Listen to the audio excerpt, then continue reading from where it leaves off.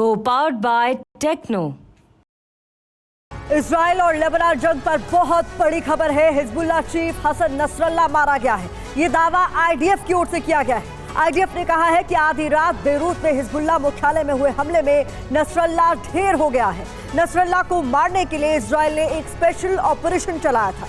क्या था वो ऑपरेशन और कैसे मारा गया हसन नसरल्लाह, कैसे इस पूरे ऑपरेशन की प्लानिंग की गई, इस खास ऑपरेशन की एक एक डिटेल आपके सामने होगी। और देखिए, इससे जुड़ी बड़ी खबर आपको बताएं। सबसे पहले हिजबुल्लाह चीफ हसन नसरल्लाह मारा गया है। आईडीएफ ने नसरल्लाह की मौत का दावा किया, बाकायदा सोशल मीडिया पर पोस्ट करके बयान भी जारी किया गया। अब दुनिया को डरा नहीं पाएगा नसरल्लाह, ये सोशल मीडिया पर आईडीएफ ने बताया है। बेरूत हमले में मारा गया नसरल्लाह। इजराइल ने हिजबुल्लाह हेडक्वार्टर पर हमला किया था।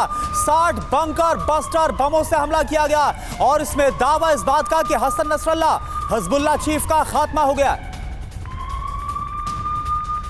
और इधर आईडीएफ प्रमुख हर्जी हलेवी का बयान भी सामने आया है। हम दुश्मन तक पहुंचने की क्षमता रखते हैं, इजराइल को धमकाने का अंजाम बुरा होगा, ये साफ कर दिया गया आईडीएफ प्रमुख की ओर से।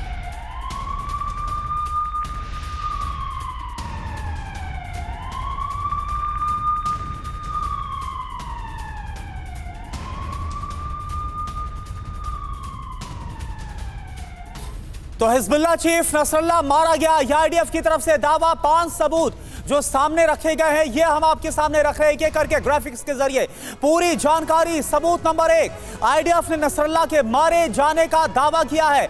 सबूत नंबर 2, फटाफट आपके सामने टीवी स्क्रीन पर, हमले के वक्त हिजबुल्लाह हेडक्वार्टर में मौजूद था हसन नसरल्लाह। सबूत नंबर 3, हमले में हिजबुल्लाह हेडक्वार्टर में कोई भी जिंदा नहीं बचा, इस बात का बड़ा दावा किया जा रहा है। चौथा सबूत, नसरल्लाह पर हिजबुल्लाह की अब तक चुप्पी। 5वां सबूत आप देखें, बेरूत रिपोर्टर का दावा, ताहिया में अभी तक किसी से कोई संपर्क नहीं हो पा रहा है। यानी मतलब क्या है, क्या जो भी वहां पर मौजूद था हेडक्वार्टर में हिजबुल्लाह के, क्या सभी का खात्मा हो गया और वहीं पर नसरल्लाह भी मौजूद था। और देखिए, हमारे साथ जो खास मेहमान है उनका सबसे पहले आपसे परिचय करा दिया। अचल मल्होत्रा सर हमारे साथ मौजूद हैं, जो पूर्व राजदूत है, major general SB Asthana sir हमारे साथ एज अ डिफेंस एक्सपर्ट मौजूद है। और साथ ही साथ सुमित और मनीष झा इस वक्त हमारे साथ मौजूद है, हमारे दोनों सहयोगी। सबसे पहले सुमित, मैं आपके पास रुक कर रहा हूं, ये बताइए जो इंडिकेशन निकलकर इस वक्त सामने आ रही, क्योंकि ईरान तो मानने से इनकार कर रहा है, हिजबुल्लाह अभी तक शांत बैठा हुआ है, लेकिन पता क्या चल पा रहा है, क्योंकि आईडीएफ तो ऐलान कर चुका है कि अब हसन नसरल्लाह पूरी दुनिया को तंग नहीं कर पाएगा, टेरराइज नहीं कर पाएगा। बिल्कुल, इजराइल के दावों में कहीं ना कहीं आपको हकीकत या सच्चाई भी दिखती है, क्योंकि इजराइल ने ऐसा नहीं है कि कल एकदम अटैक जब किया उसके बाद ही अनाउंस कर दिया, उसने लंबा वक्त लिया, उसने वेरीफाई किया। और ये इजराइल ने तब भी कहा था कि हम अपने टारगेट्स को वेरीफाई कर रहे हैं और इसके सबूत भी दिख रहे हैं लगातार। देखिए, मैं आपको बताऊं कि आईआरजीसी की तरफ से इनिशियल कल ये कहा गया कि ये बातें झूठ है, लेकिन बाद में उन्होंने कहा कि हमको नहीं पता कि आखिरकार नसरल्लाह कहां पर है, उनकी तबीयत कैसी है, उनकी हेल्थ कैसी है, लेकिन हम उनके स्वस्थ होने की आशा करते हैं। तो निश्चित तौर पर इसका मतलब आईआरजीसी को भी क्लियर पिक्चर नहीं है। दूसरी बात यह कि लगातार जो इजराइल, जो लेबनान से तस्वीरें आ रही हैं, जो लेबनान से लगातार बातें आ रही हैं, वो यही इंडिकेट कर रही है, जो तस्वीरें आ रही है वो इंडिकेट कर रही है कि शायद वहां के आम लोगों तक ये मैसेज पहुंच चुका है। लोग सड़कों पर, आप देखें, काले झंडे लेकर खासतौर पर नसरल्लाह के सड़कों पर आ गए हैं। अब ये निश्चित तौर पर ये तभी होता है कि जब बड़ा लीडर, बड़ा कमांडर मारा जाए, तो ऐसी चीजें अपने आप में दर्शा रही हैं कि देखिए, जो इजराइल ने टारगेट बनाए थे उनको अचीव कर लिया है। पूरी की पूरी हिजबुल्लाह की कमांड एंड चेन को मार गिराया गया। आखिरी जो शख्स नसरल्लाह, जो कमांडर था, सुप्रीम लीडर था हिजबुल्लाह का, उसको भी मार गिराया गया है। तो निश्चित तौर पर यह मैसेजिंग है पूरे हिजबुल्लाह के लिए और खासतौर पर ईरान के लिए। और बड़े स्तर पर चोट पहुंचाई गई है इस हमले को अंजाम देकर। और इस बीच देखिए, नसरल्लाह की मौत पर आईडीएफ ने बयान भी जारी किया है। नसरल्लाह के खात्मे के लिए ऑपरेशन न्यू ऑर्डर का जिक्र किया गया है आईडीएफ की ओर से। तो देखिए, नसरल्लाह की मौत पर आईडीएफ की ओर से बाकायदा बयान जारी कर यह कंफर्म किया गया है कि नसरल्लाह मारा गया है और उसी के खात्मे के लिए ऑपरेशन न्यू ऑर्डर चलाया गया। तो ऑपरेशन न्यू ऑर्डर, नसरल्लाह ढेर हुआ है, आखिर इसका मतलब क्या है, जरा आप देखिए। सीधा बिग वॉल का रुख करते हैं। नसरल्लाह ढेर किसमें? ऑपरेशन न्यू ऑर्डर में। हिजबुल्लाह चीफ के खात्मे के लिए एक खास रणनीति बनाई गई और इस ऑपरेशन को छेड़ा गया है। नसरल्लाह को मारने के लिए इस ऑपरेशन को तैयार किया गया। इसके अलावा डिटेल्स आपके सामने रख दें। नेतन्याहू के न्यूयॉर्क जाने से पहले ऑपरेशन को एक्टिवेट किया गया। इसके अलावा जानकारी मिल रही है नेतन्याहू ने यूएस से स्ट्राइक के लिए बटन दबाया बाकायदा। और क्या जानकारी, नेतन्याहू के बटन दबाते ही बेरूत में हमले शुरू हो गए, धमाके शुरू हुए। ऑपरेशन के वक्त आईडीएफ चीफ खास वॉर रूम में मौजूद था, जहां पर बैठक को अंजाम दिया जा रहा था, आगे की स्ट्रेटेजी तैयार की जा रही थी। और इसमें खास बात है कि आईडीएफ को नसरल्ला के मुख्यालय में होने की सूचना मिली थी। पुष्टि होते ही मुख्यालय पर फाइटर जेट से जोरदार हमले शुरू कर दिए गए। और क्या खास बात, हिजबुल्लाह मुख्यालय में बंकर बस्टर बम गिराए गए, बताया जा रहा है 60 की संख्या में ये बम बरसाए गए। तो हमारे साथ खास मेहमान भी मौजूद है। अस्थाना सर, किस तरीके से आप देखते हैं बहुत बड़े स्तर पर यह ऑपरेशन न्यू ऑर्डर चलाया गया और बड़ा दावा आईडीएफ की ओर से कि हसन नसरल्ला को इसमें मार गिराया गया? देखिए, जो संकेत और सबूत आपने भी पेश किए हैं उससे लग रहा है कि इजराइल का दावा शायद सही हो, लेकिन अभी तक ये इजराइल का दावा है। हिजबुल्लाह ने अभी तक इसको डिक्लेयर नहीं किया है कि उसका लीडर मारा गया है। लेकिन अगर ऐसा हुआ है जैसे कि अंदेशा नजर आ रहा है तो ये एक बहुत बड़ी बात है और ये एक बहुत बड़ी उपलब्धि है इजरायली डिफेंस फोर्सेस के लिए मिलिट्री के तौर पे। दूसरी चीज ये है कि ऐसा नहीं है कि अगर लीडर मारा जाता है तो लड़ाई खत्म हो जाएगी। जाहिर है कि हिजबुल्लाह कमजोर होगा, इसमें कोई शक नहीं, क्योंकि इतना बड़ा लीडर मरने के बाद में रीऑर्गेनाइज होने में टाइम लगता है। ऑर्गेनाइजेशन जीरो नहीं हो जाती, क्योंकि अगर आप इसी हिजबुल्लाह की तुलना करें ओसामा बिन लादेन से, तो ओसामा बिन लादेन के मरने के बाद और उसके बाद बगदादी के मरने के बाद ऐसा नहीं है कि आईएस और अल कायदा ने अपनी दुकान बंद कर दी। उनके ऑपरेशन अभी भी चल रहे हैं और उनकी वो अभी तक अपनी ताकत बढ़ाने के चक्कर में हैं। तो ऑर्गेनाइजेशंस तो बंद नहीं होंगी क्योंकि कोई नया लीडर आएगा, लेकिन ये एक बड़ी उपलब्धि माना जाएगा। दूसरी चीज, मैं एक और इंपॉर्टेंट चीज बताऊंगा कि देखिए, कहने को तो इजराइल बोल रहा है और अमेरिका बोल रहा है जी आप सीज फायर कर दीजिए, लेकिन ऐसी बात नहीं है। अमेरिका का सपोर्ट के बिना ये सब नहीं हो सकता। जितनी लड़ाई इजराइल लड़ रहा है वो अमेरिका के सपोर्ट के बिना पॉसिबल नहीं है। और अमेरिका की भी कहीं ना कहीं मंशा है कि हिजबुल्लाह के कुछ कमांडर जिन्होंने अमेरिका में भी आतंकी हमले किए थे उनको सफाया किया जाए। एक जो नंबर 2 था उसको पहले सफाया किया गया है। अब हिजबुल्लाह को अगर किया जाता है, इस किस्म से कमजोर किया जाता है, तो उसमें अमेरिका का भी कहीं ना कहीं कुछ हित है। और इस चीज को हालांकि डिप्लोमेटिकली वो ये बोलेगा कि नहीं, मैं तो लड़ाई को कम कराना चाह रहा हूँ, सीज फायर की बात कर रहा हूँ, 21 दिन का सीज फायर वगैरह वगैरह, वो सब कहने की बात है। लेकिन मदद है, डिप्लोमेटिक मदद भी है। अभी तक इजराइल को 2 चीज बिल्कुल क्लियर हैं कि हमें इस चीज की चिंता करने की जरूरत नहीं है कि हम कितने आदमी मर रहे हैं। उसको पूरे वर्ल्ड चाहे जी बोलता रहे, जब तक यूएस तैयार है इजरायली वीटो लगाने के लिए। बिल्कुल अस्थाना सर, और एक और बड़ा सवाल तो यह भी कि हेडलेस होने के बाद अब हिजबुल्लाह की क्या ताकत रह गई है, बाकी लड़ाके क्या करेंगे, क्या ईरान अब डायरेक्ट कूदेगा उनकी मदद के लिए, इस पर भी हम बात करेंगे। लेकिन एक और बड़ी खबर, नसरल्लाह की मौत के बाद बेरूत में मातम है।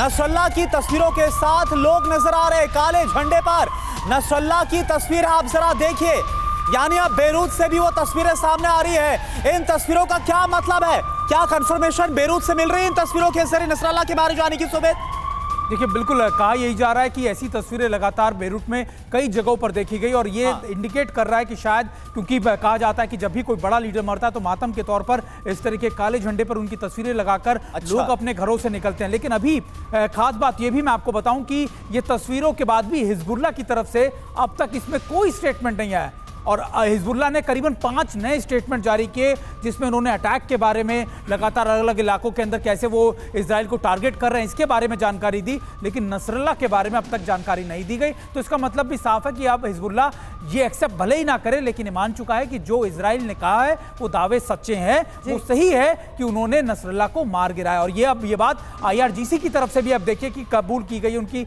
एक स्टेटमेंट में उन्होंने कहा कि हमको उनके लोकेशन के बारे में नहीं पता, उनकी हेल्थ के बारे में नहीं पता, लेकिन हम उनके स्वस्थ होने की आशा करते हैं। तो निश्चित तौर पर ये चीजें इंडिकेट कर रही है कि इजराइल के दावे सही हैं और अब जो खबरें और तस्वीरें आ रही है ये भी इसी तरफ इंडिकेट कर रही है। जो तस्वीरें आ रही हैं उसके बाद सवाल यही कि क्या अब डिनायल मोड से बाहर आ चुके हैं यहाँ पर। इस बीच बड़ी खबर बता दें, नेतन्याहू की रणनीति में फंसा नसरल्लाह। नेतन्याहू का न्यूयॉर्क दौरा रणनीति का हिस्सा। नेतन्याहू के दौरे के बाद हिजबुल्लाह बेफिक्र हुआ। हिजबुल्लाह के बेफिक्र होते ही IDF की ओर से ये जोरदार हमला कर दिया गया।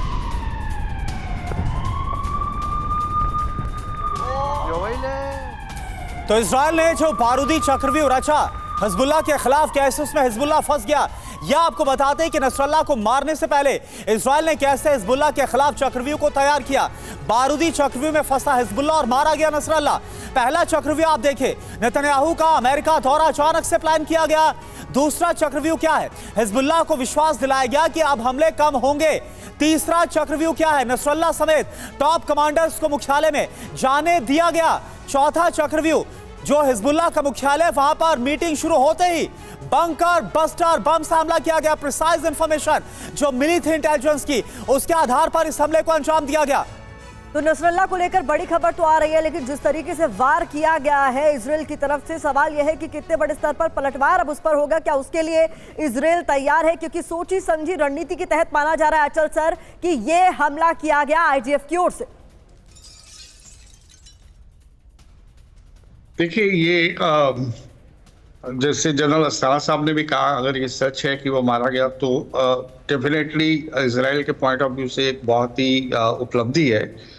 लेकिन यहाँ ज़रा इश्यूज जो है वो लार्जर हैं। आपने एक चक्रव्यूह की भी बात करी, जिससे लगता है कि यूनाइटेड स्टेट्स ऑफ अमेरिका इसमें सब मिले हुए थे और उन्होंने एक ऐसा माहौल तैयार किया कि हिजबुल्लाह थोड़ा बैक फ्रंट पे चला गया और इसका फ़ायदा उठा के उन्होंने उसे एलिमिनेट किया।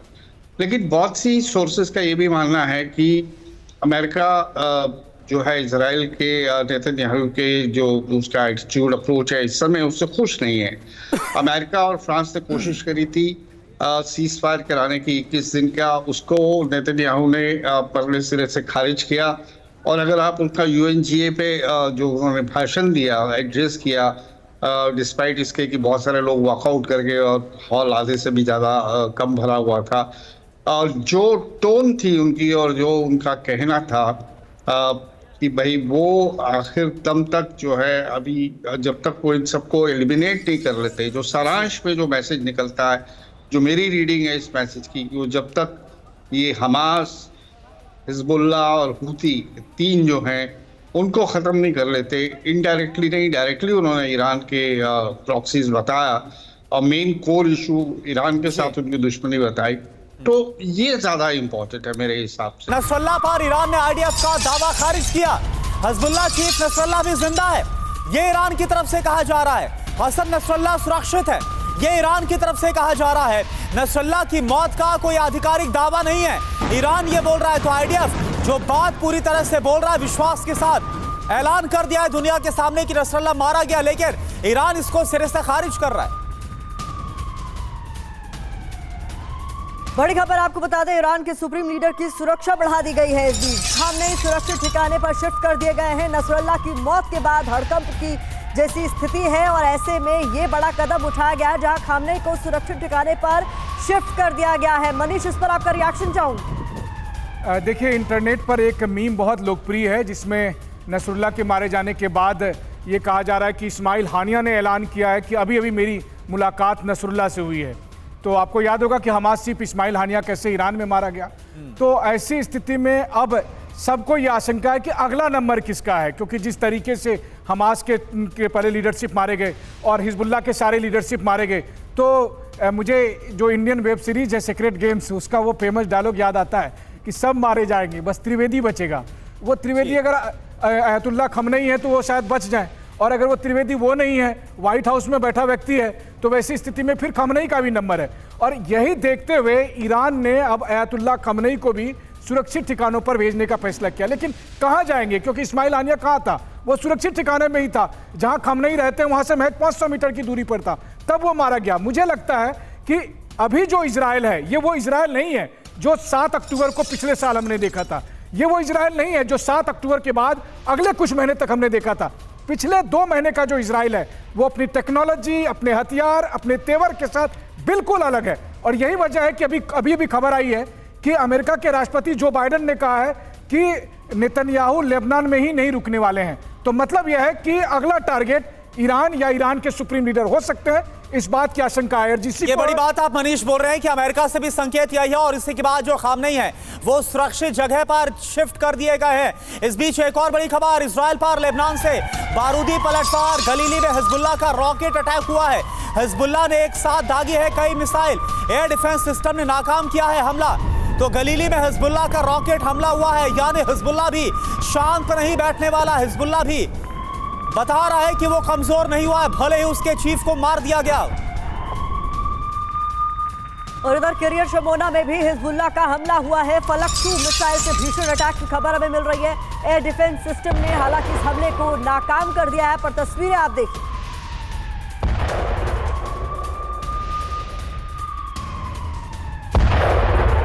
और देखिए एक और बड़ी खबर, हिजबुल्लाह के हमले का एक और वीडियो। लेबनान से गलीली में कैसे रॉकेट दागे गए वो वीडियो आपके सामने रखते हैं। तो हिजबुल्लाह भी लगातार इजराइल पर हमले कर रहा है ताबड़तोड़, और गलीली में जो हमला किया गया रॉकेट से बारूदी बौछार की गई है उसका ताजा वीडियो इस वक्त आपके सामने। और इधर मुस्लिम देशों को एकजुट करने में जुटा है ईरान। ईरान ने OIC की आपात बैठक बुलाने की अपील कर डाली है। इजराइल के हमलों के खिलाफ बैठक बुलाने की मांग की गई है। इस वक्त की ये बड़ी खबर।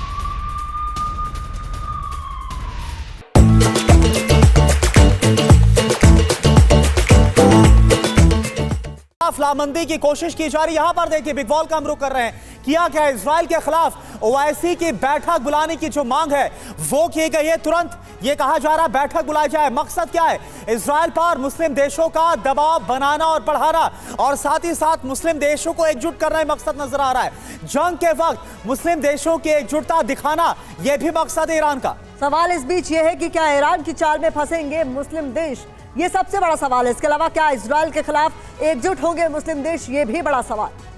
तो ये देखिए पूरी जो इंफॉर्मेशन इस वक्त हमें आपके सामने रखी है और क्या किया गया है ये इस वक्त आपके सामने है कि किस तरह से OIC की बैठक बुलाने की मांग और साथ ही साथ जो मुस्लिम देश है उनको एकजुट करने की जो मांग है वो की गई। आस्थाना सर, मेरा सवाल आपसे है, अगर मुस्लिम देशों की बात की जाए तो इजराइल का जो एक्शन, ईरान तो पहले से कोशिश कर रहा है लेकिन एकजुटता तो अभी भी नजर नहीं आ रही है, लेकिन क्या आपको लग रहा है कि नसरल्लाह का खात्मा होना, उसकी मौत होना, ये कुछ कर पाएगा? मुस्लिम देश एक साथ आ पाएंगे एक प्लेटफॉर्म पर इजराइल के खिलाफ? नहीं, मुझे नहीं लगता कि मुस्लिम देश सब एक साथ एक प्लेटफॉर्म पर आ पाएंगे, क्योंकि हिजबुल्लाह का जो चीफ है, हिजबुल्लाह एक शिया गुट है और शिया गुट को सपोर्ट करने के लिए जितने भी ये सुन्नी कंट्रीज हैं, जितने ये देश हैं, ये बहुत ज्यादा समर्थक नहीं है उसके। दूसरी बात ये है कि अगर इन्हें साथ आना होता, इतना सब कुछ हो गया गाजा में, तो उस टाइम में इन्हें साथ आने का चांस ज्यादा था। जब 20,000 से ज्यादा बच्चे मरे, तो अगर ये उस समय साथ नहीं आए तो हिजबुल्लाह के मरने से मुझे नहीं लगता कि उनकी हेल्थ पर कोई विशेष फर्क पड़ेगा। कुछ स्टेटमेंट जरूर देंगे वो लोग इजराइल के खिलाफ, कुछ वार्निंग भी देंगे कि हम दो पक्षी संबंध जो है वो खराब कर लेंगे, या हम उनके साथ अभी आगे की डील नहीं करेंगे, कोई बात नहीं करेंगे जब तक होगा। तो इस किस्म के कुछ होंगे मैसेजेस, लेकिन ईरान की मदद करे कोई लड़ाई में, ऐसा मुझे नहीं लगता। दूसरी चीज ये है कि जो ये प्रॉक्सीज हैं जितने भी, इन सब के साथ अभी ईरान के लिए भी एक असमंजस की बात है। अभी तक उसने पहले बोला था, जब हनी मारा गया था तो उसने कहा था कि मैं बदला लूंगा, लेकिन अभी तक उसके बदले लेने का कोई चांस नजर नहीं आ रहा है।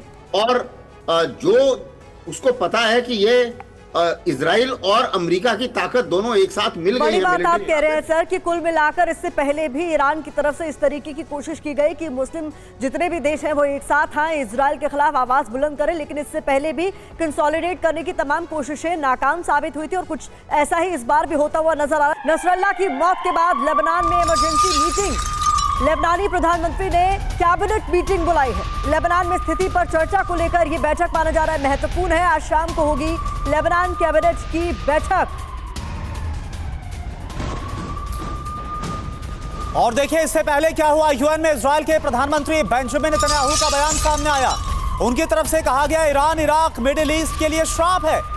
ईरान को बताया आतंकवाद का पिटारा। कहा ईरान ने लाखों लोगों को तबाह किया, कई देशों का अंदर ही अंदर खात्मा किया गया। और सवाल यह भी, यूएन में दिया गया यह बयान ईरान और इराक के खिलाफ क्या माना जाए कि अगला जो नेक्स्ट टारगेट है वो ईरान और इराक है, डायरेक्ट अब इजराइल के?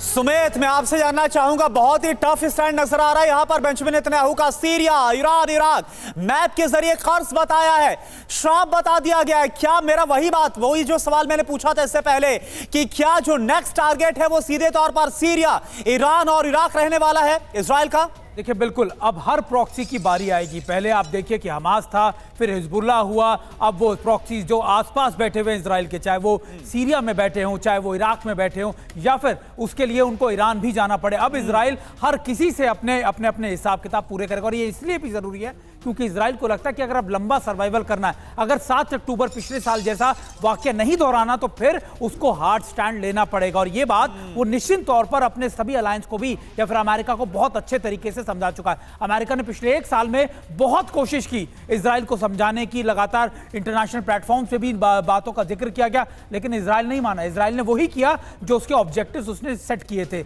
उसने पहले हमास के खिलाफ वो ऑब्जेक्टिव पूरे किए, अब उसने हिजबुल्लाह के खिलाफ वो ऑब्जेक्टिव पूरे किए, और जल्दी आप देखेंगे सीरिया में भी होगा, ये हूतियों के खिलाफ भी होगा, ये ईरान में भी होगा। तो निश्चित तौर पर इजराइल अब मन बना चुका है कि अगर उसे अपने सर्वाइवल के लिए, अपनी इन चीजों के लिए लड़ना ही पड़ेगा, तो वो आखिरी दम तक लड़ेगा, और यही वो अपने एक्शंस में दिखा। हम लोग कर रहे हैं हिजबुल्लाह मुख्यालय में 60 बंकर बस्टर से हमले को लेकर जानकारी। हमले में हिजबुल्लाह मुख्यालय पूरी तरह से ध्वस्त। हमले के बाद इजरायली सेना की तरफ से दावा किया गया कि हिजबुल्लाह मुख्यालय में जो भी थे सब मारे गए।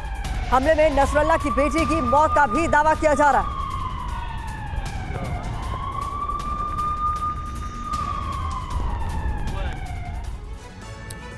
तो आप देखिए, इजराइल के हमले में हिजबुल्लाह को बहुत बड़ा नुकसान हुआ है, टॉप लीडरशिप खत्म, यहां तक कि चोट नसरल्लाह परिवार पर भी पड़ी है। कौन कौन मारा गया है? जैनब नसरल्लाह, नसरल्लाह की बेटी है। बताया जा रहा है कि इजराइल के इस हमले में उनकी भी मौत हो गई। इसके अलावा और किस किस की मौत का दावा किया जा रहा है? खास बात पहले आप समझ लीजिए, जो हमला हुआ उस वक्त जो नसरल्लाह की बेटी वहां पर मौजूद थी, मोहम्मद हुसैन सरूर की बात करें, एयरफोर्स का चीफ है हिजबुल्लाह का, वो भी ढेर हुआ है।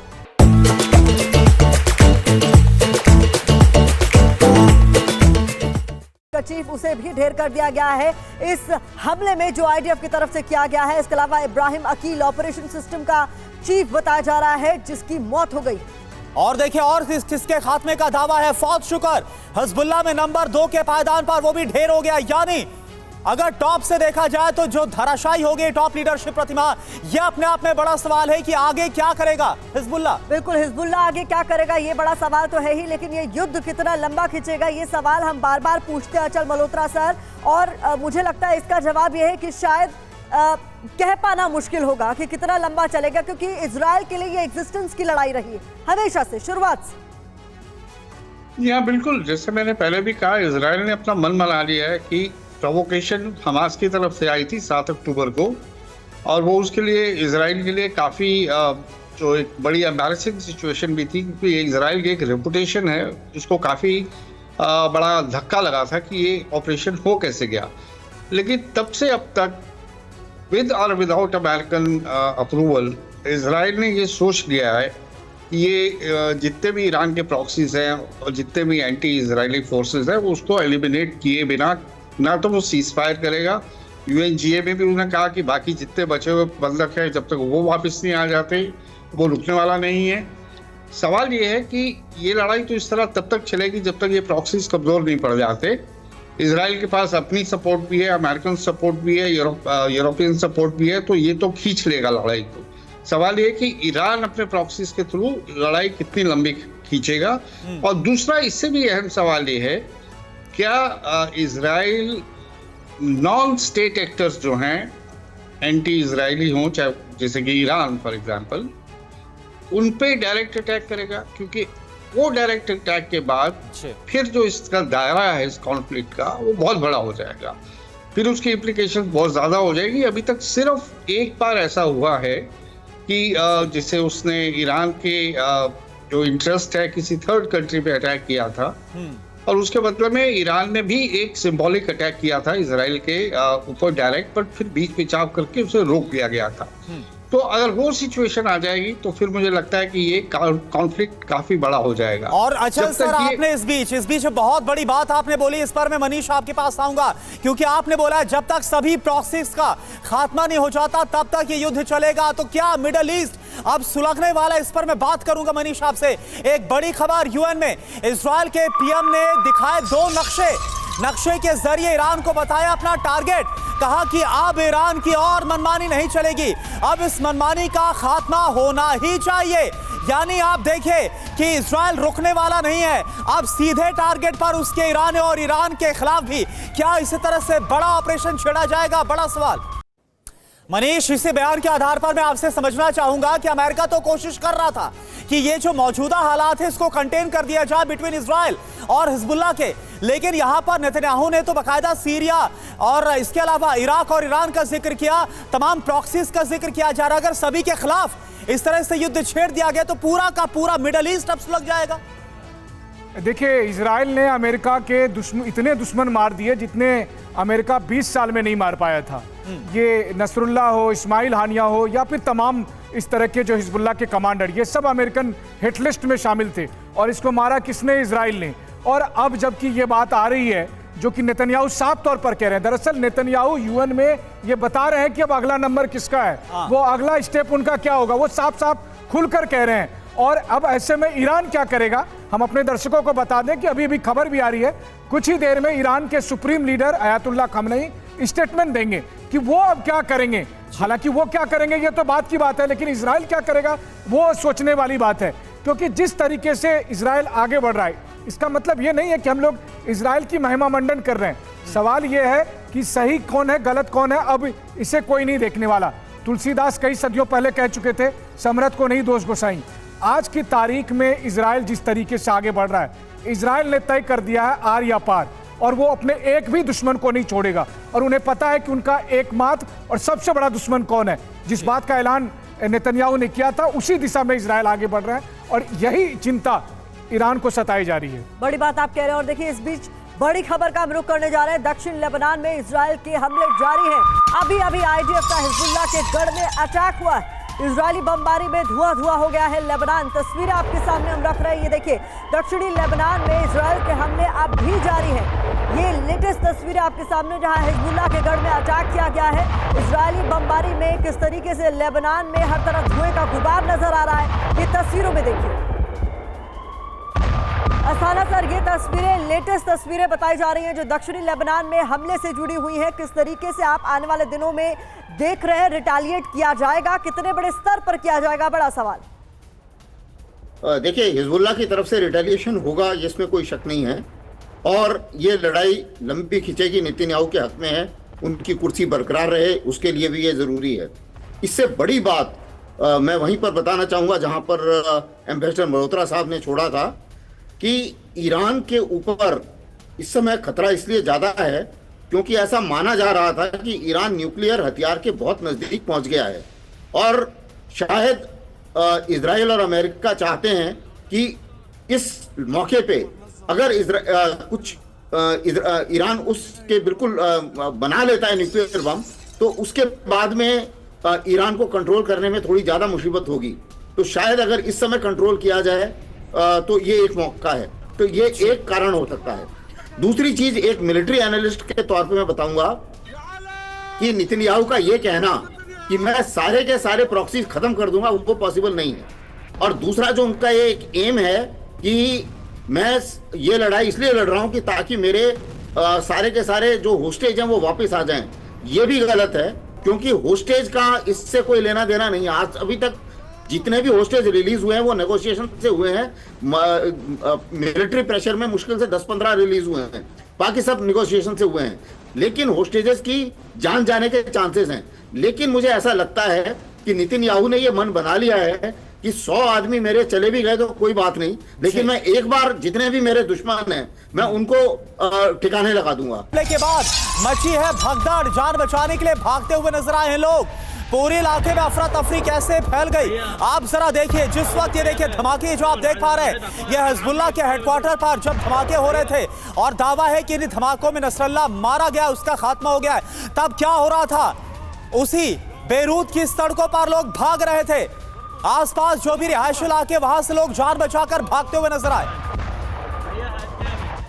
और इस बीच आपको बता दें, नसरल्ला को मारने के लिए बंकर बस्टर बम का इस्तेमाल किया गया। 85 बंकर बस्टर बम गिराए गए, ये बड़ी डिटेल हमें मिल रही है।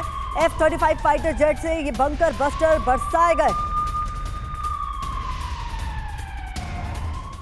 और चलिए अब आपको बताते हैं इजराइल ने लेबनान में कहां पर हमले किए। सीधे बिग वॉल का हम रुख कर रहे हैं और यहां पर एक बार फिर से ये देखिए किस तरह से पश्चिमी बेका हो, दमिश्क हो, इसके साथ साथ यहां पर आप देखिए बेरूत हो, सिडान हो, टायरे हो, इन सभी जगहों पर हमलों को अंजाम दिया गया। मैं चाहूंगा एक बार फिर से सुमित आप अगर ज्वाइन करें और जरा बताइए दर्शकों को कि किस तरह से लगातार ऑपरेशन को अंजाम दिया जा रहा है और हिजबुल्लाह का खात्मा हो रहा है, बताइए जरा। ऑपरेशन चल रहे हैं। सबसे पहले तो आप देखिए इस इलाके के अंदर यह है नॉर्थ इजराइल का इलाका जहां पे ग्राउंड फोर्सेस को डिप्लॉय किया गया है। 3 डिवीजन्स डिप्लॉय किए गए हैं और अभी इस इलाके के अंदर ताबड़तोड़ अटैक किए जा रहे हैं और डिफेंसिव ऑपरेशंस भी यहीं चलाए जा रहे हैं ताकि जो लेबनान की तरफ से हिजबुल्लाह के अटैक आ रहे हैं उनसे रोका जाए। दूसरा, एयर स्ट्राइक्स हो रही है बेरूत के इस इलाके के अंदर। ये वो इलाके हैं जहां पर दाहिया का इलाका है। दाहिया बेरूत के बहुत पास है और निश्चित तौर पर अभी एयर स्ट्राइक्स इसी इलाके में की जा रही है। और दूसरी तरफ जो बेका वैली है, बेका वैली के अंदर इसलिए क्योंकि अगर ग्राउंड फोर्सेस की मूवमेंट होती है तो बेका वैली की तरफ से की जाएगी। तो निश्चित तौर पर एक पैसेज बनाया जा रहा है, एक सेफ पैसेज की जब ग्राउंड फोर्सेस मूव करे जरूरत पड़ने पर, तब ये ऑफेंसिव ऑपरेशन जब अगर लेबनान की तरफ से चलाया जाए तो निश्चित तौर पर। और एक बात मैं आपसे समझना चाहूंगा, जो एक बफर जोन क्रिएट करने की कोशिश की जा रही है, दावा किया जा रहा है। चाहूंगी मनीष आप यहाँ शामिल कर ले। मनीष आप इधर आइए, अपनी बात भी पूरी कीजिएगा और अगर आप कुछ ऐड ऑन करना चाहते हैं प्लीज। बिल्कुल, देखिए जिस वक्त हम लोग ये स्क्रीन पर ये सब कुछ दिखा रहे हैं, इस बीच ईरान के सुप्रीम लीडर अयातुल्लाह खमनेई का स्टेटमेंट भी शुरू हो गया है। जाहिर है कि वो भी देखने वाली बात होगी। देखिए सबसे बड़ी बात क्या है कि आज की तारीख में आप लेबनान का जो भी हिस्सा देख रहे हैं, इजराइल के पास वो कैपेबिलिटी है कि वो लेबनान ही नहीं, सीरिया और आसपास के कहीं पर भी जा सकते हैं क्योंकि उनके पास F-35 जैसे फाइटर जेट हैं। वहीं दूसरी तरफ यहाँ से जितने रॉकेट दागे जाते हैं उनके पास आयरन डोम, एरो और तमाम दूसरे तरह के एयर डिफेंस सिस्टम है। उनके पास दोनों चीजें हैं, उनके पास हमला करने के लिए भी फाइटर जेट है और उनके पास एयर डिफेंस सिस्टम है। इसके ठीक उलट आप देखिए लेबनान में तो वो बंकर भी नहीं है, वो सुरंग भी नहीं है जो हमास में था। यही वजह है कि हिजबुल्लाह इतनी बड़ी ताकत होने के बावजूद वो ज्यादा देर तक नहीं टिक पा रहे हैं हमास की तुलना में। हमास ने तो फिर भी 6-9 महीने तक खींच लिया था, लेकिन ये नहीं खींच पाए थे। बिल्कुल, ये बहुत बड़ी बात है जो आपने कही कि हमास की जो टॉप लीडरशिप है उसके खात्मे के लिए कई महीनों का वक्त लग गया, लेकिन यहां पर देख रहे हैं 1 से 2 महीने के अंदर कैसे पूरी टॉप लीडरशिप खत्म कर दी गई। सुमित और मनीष आप हमारे साथ बने हुए हैं इस बीच लगातार इस बड़ी खबर को लेकर, क्योंकि आज की ये सबसे बड़ी खबर है नसरल्लाह का खात्मा होना। Co-powered by Techno.